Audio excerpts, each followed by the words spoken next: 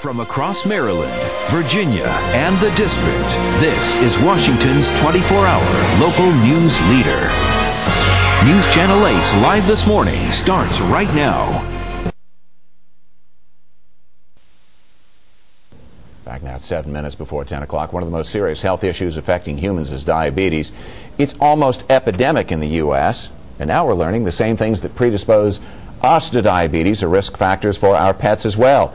Dr. Katy Nelson is a veterinarian at the Alexandria Animal Hospital, and she joins us live this morning here in the studio with more on how to keep our furry friends healthy.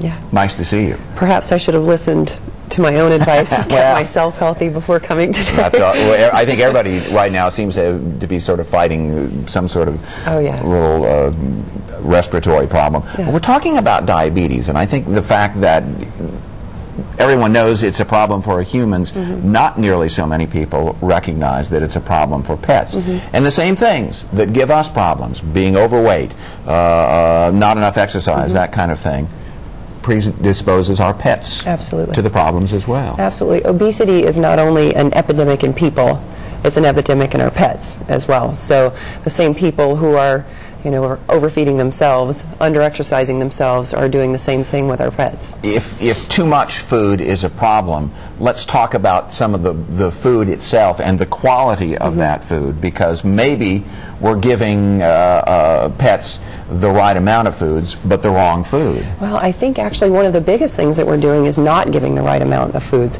Portion control is a huge issue for us, and mostly in our multi-cat households do we encounter this. People think that it's easy to just throw out a bowl of cat food, and if they're hungry, they're going to eat. But that's not necessarily true. They're not very good at willpower. I mean, humans aren't very good at willpower. We don't do a very good job, Much less our cats and dogs do we expect them to just say, oh, no, I'm full, I'm going to walk away from this.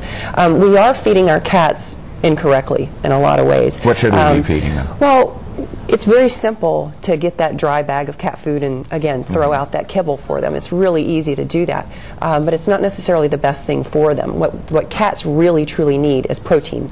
They are obligate carnivores, and they need to be eating protein, protein, protein. And if you think about, these bags of cat food, you can't get protein to sit very well in a bag for a long time, Canned cat food really is going to be a much more appropriate food for a cat, and something that has in the first 3 ingredients, the thing we always want to look for is meat.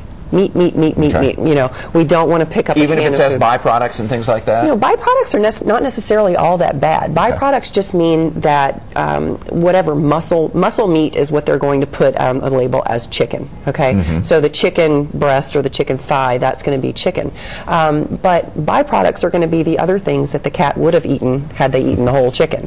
Not necessarily bad things. We've talked about cats. Let's talk about dogs a little bit, because I think everybody sees the too fat dog being walked or taken for a drag, as my wife likes to talk about it. If we're giving them too much food, what should we be giving them? And then again, how do we worry about portion control? Well, I mean, really, truly, we need to have a real live measuring cup. A lot of people come in and they tell me that they feed their dog 3 cups of food, but it's the game cup from, the Virginia Tech football game that they went to. And that won't work. That's not going to do the trick. So portion control is going to be the biggest thing, and you can talk to your veterinarian about how many calories your pet actually needs to be consuming. This is a very important topic. Can I get you to come back as we can spend more time on this, because I think we're really just sort of scratching the surface.